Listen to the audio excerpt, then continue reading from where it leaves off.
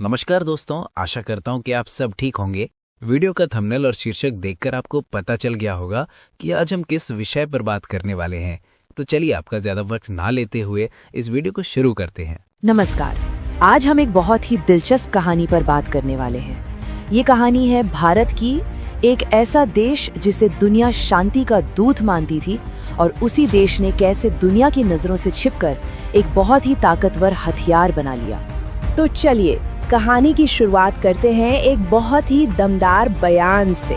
ये बात है 1998 की और इस एक बयान ने पूरी दुनिया को हिला कर रख दिया था और साथ ही ये ऐलान भी कर दिया था कि अब दुनिया में एक नई न्यूक्लियर पावर आ चुकी है।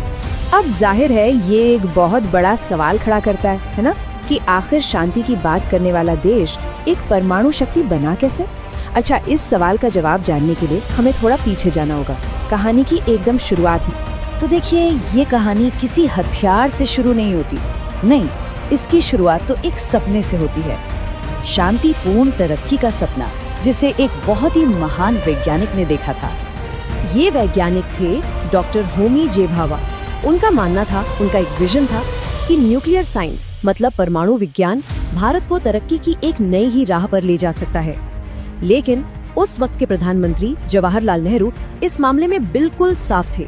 उन्होंने कहा कि इसका इस्तेमाल सिर्फ और सिर्फ अच्छे कामों के लिए होगा, जैसे बिजली बनाना, बम बनाने या विनाश के लिए बिल्कुल नहीं। लेकिन दुनिया के हालात हमेशा एक जैसे नहीं रहते हैं ना। उस समय चल रहा था कोल्ड वॉर और उसकी जो सच्चाई थी, जो पॉलिटिक्स थी, उसने बहुत जल्द भारत की सोच को बदलने पर मजबूर कर दिया। अब आप सोचिए, एक के बाद एक इतने बड़े संकट।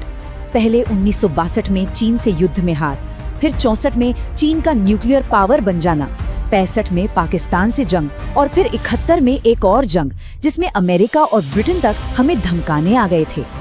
इन सब ने मिलकर एक गहरी असुरक्षा की भावना पैदा कर दी थी और ये बात बिल्कुल साफ हो गई थी कि सिर्फ शांति की बात करने से देश की सुरक्षा नहीं हो सकती। खासकर वो जो 1971 का वाकया था, वो एक टर्निंग पॉइंट था। अगर उस वक्त सोवियत यूनियन का बेड़ा हमारी मदद के लिए नहीं आता तो हमें तीन मोर्चों पर लड़ना पड़ता। तो इसने हमें एक बहुत कड़ा सबक सिखाया कि बड़ी मुसीबत के वक्त शायद हमें अकेले ही लड़ना पड़ेगा। और यहीं से हमारे नेताओं को ये यकीन हो गया कि भाई आत्मनिर्भरता मतलब खुद पर भरोसा करना ही एकमात्र रास्ता है।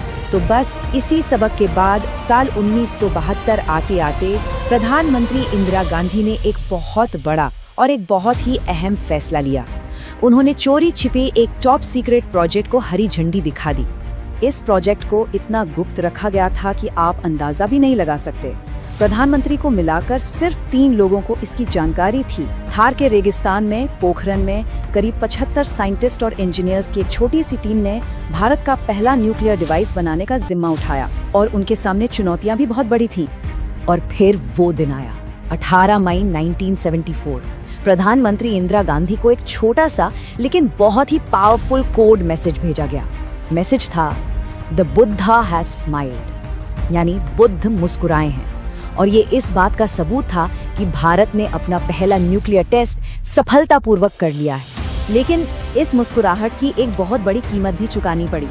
पूरी दुनिया की प्रतिक्रिया बहुत तेज और गुस्से वाली थी। भारत डिप्लोमेटिक तौर पर मतलब कूटनीतिक रूप से एकदम अकेला पड़ गया और उसे इसके गंभीर नतीजे भुगतने पड़े। देखिए, एक ग्लोबल ट्रीटी है जिसे कहते हैं नॉन प्रोलिफरेशन ट्रीटी या NPT। इसका मकसद है न्यूक्लियर हथियारों को फैलने से रोकना। भारत ने इस पर साइन करने से साफ मना कर दिया। क्यों? क्योंकि भारत का कहना था कि ये तो भेदभाव वाली बात है।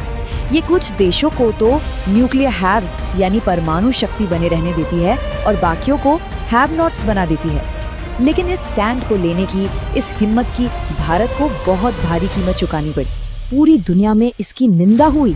कनाडा, जिसने हमें रिएक्टर टेक्नोलॉजी दी थी, उसने फौरन सारी मदद बंद कर दी।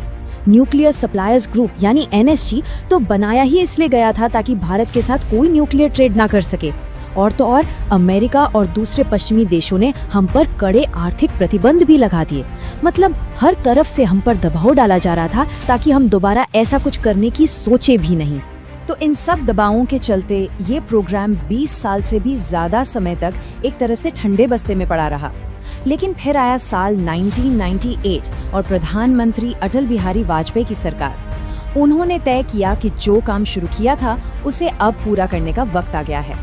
पर इस बार एक बहुत बड़ी चुनौती थी। चुनौती ये थी कि अमेरिका के जो जासूसी सैटेलाइट्स आसमान में घूम रहे हैं उनकी नजरों से बचकर उसी पोखरण साइट पर एक नहीं बल्कि कई टेस्ट करने थे।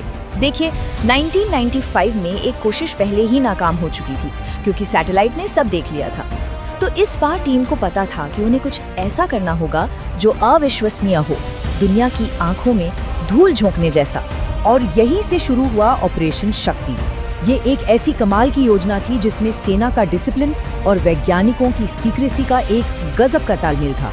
वैज्ञानिकों को आर्मी की यूनिफॉर्म पहनाई गई, उन्हें कोड नेम दिए गए। डॉक्टर एपीजे अब्दुल कलाम का कोड नेम था मेजर जनरल पृथ्वीराज। सारा बड़ा काम, सारा कंस्ट्रक्शन सिर्फ रात के अंधेरे में होता था ताकि सैटेलाइट्स को कुछ पता न चले। टेस्ट के लिए खोदे गए गड्ढों को भी बड़ी चालाकी से छिपाया गया। और तो और, ध्यान भटकाने के लिए पास में ही आर्मी ने एक क्रिकेट टूर्नामेंट भी रखवा दिया। तो मतलब ऊपर आसमान से सैटेलाइट को क्या दिख रहा था कि सैनिक क्रिकेट खेल रहे हैं, आर्मी के ट्रक रोज की तरह आ जा रहे हैं। लेकिन असल में जमीन पर क्या हो रहा था? असल में वहाँ इतिहास के सबसे बड़े और सबसे साहसी साइंटिफिक मिशनों में से एक को अंजाम दिया जा रहा था। और फिर 11 और 13 मई 1998, इन 2 दिनों में भारत ने एक के बाद एक कुल 5 न्यूक्लियर डिवाइस धमाके किए। इस खबर ने पूरी दुनिया को और खासकर दुनिया की सारी इंटेलिजेंस एजेंसियों को सत्ते में डाल दिया। इन टेस्ट के कामयाब होते ही प्रधानमंत्री वाजपेयी ने देश के सामने घोषणा की और आधिकारिक तौर पर पूरी दुनिया के सामने भारत को एक न्यूक्लियर वेपन स्टेट यानी परमाणु हथियार संपन्न देश घोषित कर दिया। अब जाहिर है दुनिया में डर का माहौल था, तो उस डर को कम करने के लिए भारत ने फौरन अपनी पॉलिसी भी साफ कर दी। भारत ने कहा कि हमारी नो फर्स्ट यूज पॉलिसी है, मतलब हम कभी भी पहले हमला नहीं करेंगे। ये हथियार सिर्फ और सिर्फ हमारी अपनी सुरक्षा के लिए हैं, एक डेटरेंट के तौर पर। और हम सिर्फ उतने ही हथियार रखेंगे जितने अपनी सुरक्षा के लिए जरूरी हैं, इससे ज्यादा नहीं। उस वक्त के हमारे वैज्ञानिक जैसे डॉक्टर एपीजे अब्दुल कलाम, उन्होंने भी बार बार यही कहा कि भारत ने कभी किसी देश पर हमला करने की कोशिश नहीं की है। ये हथियार किसी पर चढ़ाई करने के लिए नहीं बल्कि सिर्फ अपने देश की सुरक्षा के लिए हैं। ये टेस्ट उस दशक के सबसे बड़े इंटेलिजेंस फेलियर्स में से एक माने गए। सीआईए के डायरेक्टर ने खुद पब्लिकली ये माना कि भारत ने उन्हें पूरी तरह से मात दे दी है। हाँ, हम पर फिर से प्रतिबंध लगे, लेकिन इस बार भारत कामयाब हो चुका था।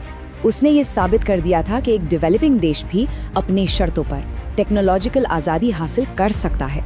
तो भारत की ये जो पूरी कहानी है, ये हमें एक बहुत ही गहरे और मुश्किल सवाल के पास लाकर छोड़ देती है कि इस दुनिया में जहां परमाणु हथियार मौजूद हैं, वहां अपनी सुरक्षा की, अपने अस्तित्व की असली कीमत क्या है। वीडियो देखने के लिए आपका बहुत बहुत धन्यवाद।